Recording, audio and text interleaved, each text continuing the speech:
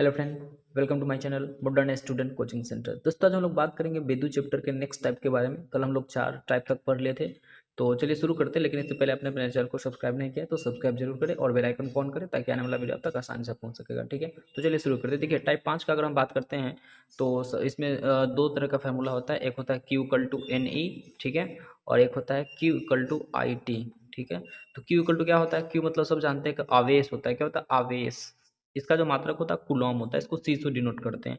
N का अगर बात करते हैं तो एन हो जाता है इलेक्ट्रॉनों की संख्या। क्या होता है? इलेक्ट्रॉनों की संख्या। एन होता है इलेक्ट्रॉनों की संख्या, त्यागा गया इलेक्ट्रॉन की संख्या या फिर ग्रहण किया गया इलेक्ट्रॉनों की संख्या। यहाँ पे एन बराबर हो जाता है। आई का बात कर लेते हैं तो आई क्या होता है? विद्युत धारा होता है। क्या होता है? विद्युत धारा। और इसका जो मात्रक होता है क्या होता है? एम्पियर होता है। ठीक है, उसका हम बात करते हैं। यहाँ पे टी है। टी का बात करें तो क्या होता है? समय होता है। समय का बात करें तो क्या होता है? मात्रक सेकेंड होता है। क्या होता है? सेकेंड होता है। ठीक है, तो चलिए देखते हैं इसका क्वेश्चन को अब।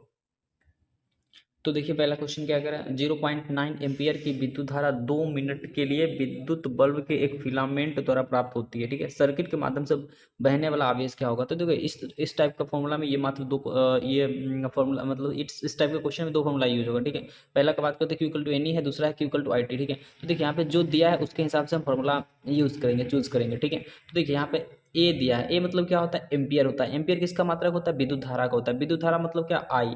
आई कितना दे दिया है? 0.9 एम्पियर दे दिया। ठीक है, टाइम 2 मिनट दिया है। टाइम मतलब समय। ठीक है, टी 2 मिनट दिया है। इसको हम कन्वर्ट कर लेंगे सेकेंड में, तो सेकेंड में लेंगे तो कितना हो जाएगा?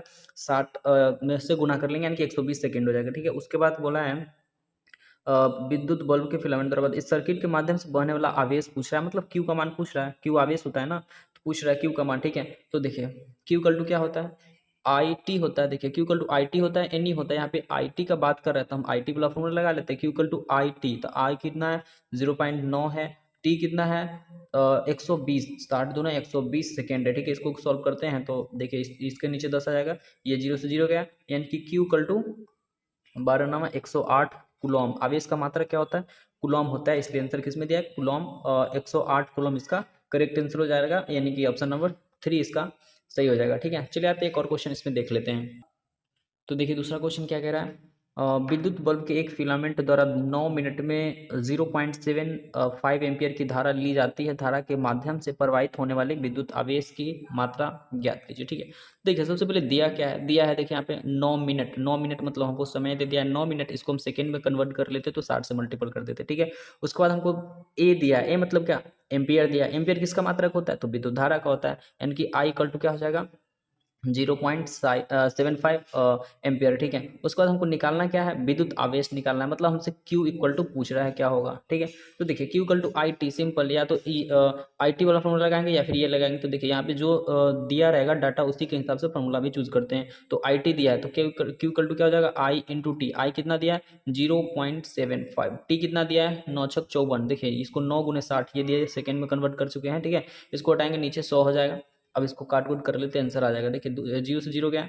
ठीक है, 5 से 2 बार में, 5 से ही जाएगा 15 पंचे 75, 15 बार में। फिर 2 से कटेगा, 2 तिहाई 6। अब देखिए इसको गुना कर लीजिए।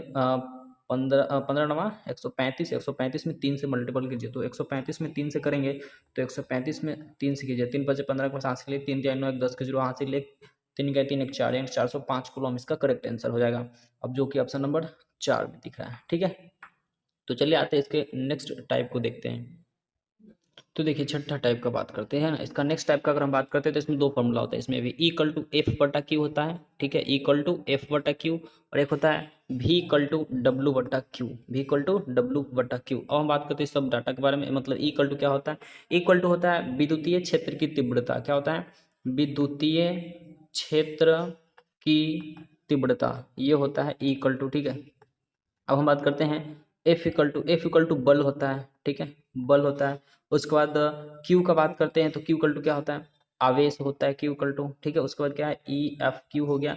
भी का बात कर लेते हैं। भी मतलब विभव हो जाता है। ठीक है, भी इक्वल टू विभव हो जाता है। हम बात करते हैं डब्लू का। डब्लू मतलब वर्क यानी कि कार्य हो जाता है। इस सब का मात्रक आपको पता होना चाहिए। ठीक है, बल का क्या होता है? न्यूटन होता है। आवेश का क्या होता है? कूलॉम होता है। विभव का बात करते हैं तो विभव का क्या होता है?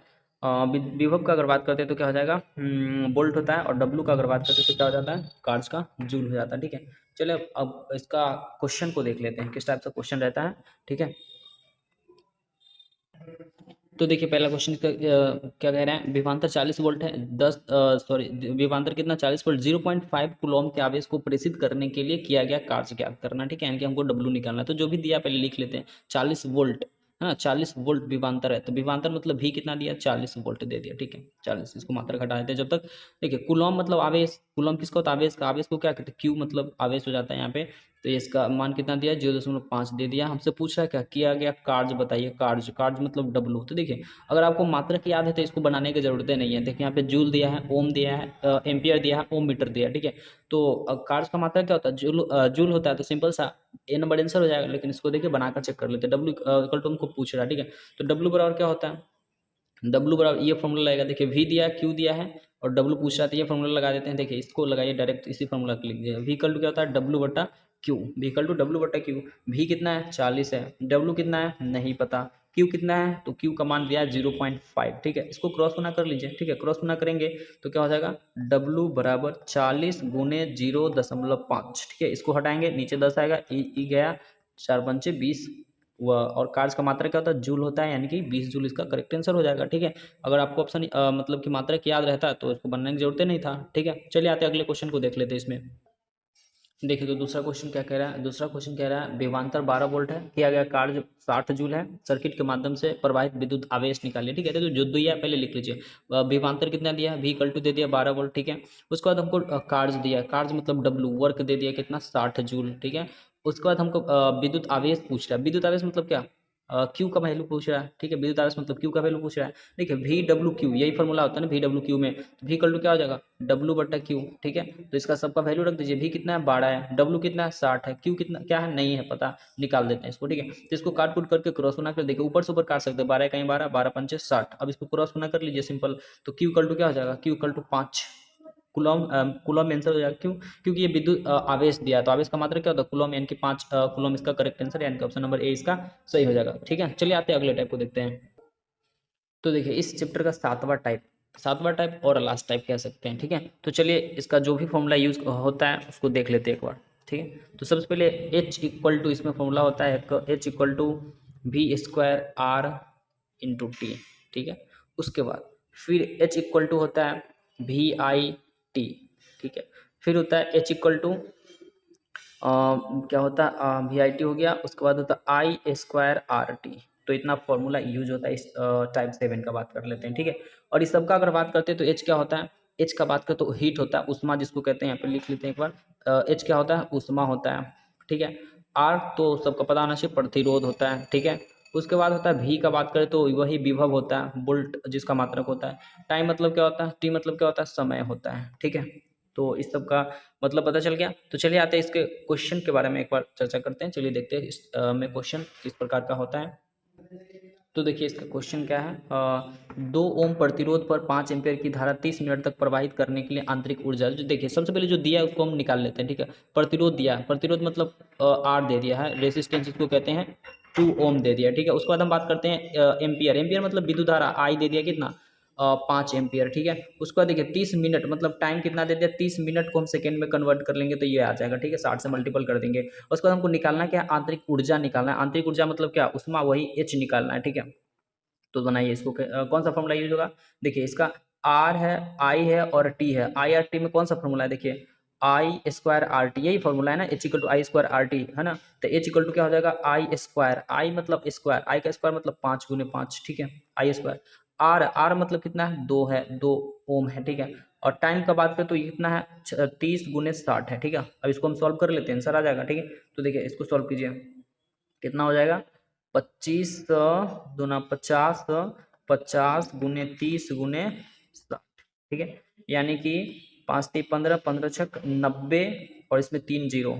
ठीक है, 1 2 3 जीरो। ठीक है, यानी कि 90,000 इसका करेक्ट आंसर हो जाएगा, जो कि ऑप्शन में दिख नहीं रहा है। तो इसको हम लिख के कैसे सकते हैं, देखिए हीट का जो है ना, यानी कि ऊर्जा को मात्रा क्या होता है, जूल होता है। तो इसको इसका जो ऑप्शन होगा मतलब जूल में होगा, यानी कि इसको हम क्या लिख सकते हैं, H बराबर 9×10⁴ लिख सकते हैं, 1 2 3 4 जीरो है तो 10⁴ जूल, यानी कि ऑप्शन नंबर किस में डी इसका आंसर हो जाएगा। तो देखिए चाहे कोई भी नंबर कर लो, सबसे पहले आप क्वेश्चन को पढ़ें, उसके बाद उसमें जो भी डाटा दिया है उसको फाइंड आउट करें और उसको लिख लें, ठीक है। उसके बाद उस जो भी डाटा दिया उसके हिसाब से फॉर्मूला चूज करें और उस फॉर्मूला को रखेंगे, आपका आंसर खुद आ जाएगा, चाहे किसी चैप्टर का क्या हो, न्यूमेरिकल हो, ठीक है। तो दोस्तों उम्मीद करता हूँ वीडियो पसंद आया होगा, लाइक शेयर एंड कमेंट जरूर करें। तो चलिए मिलते हैं नेक्स्ट चैप्टर में, जब तक के लिए जय हिंद एंड टेक केयर।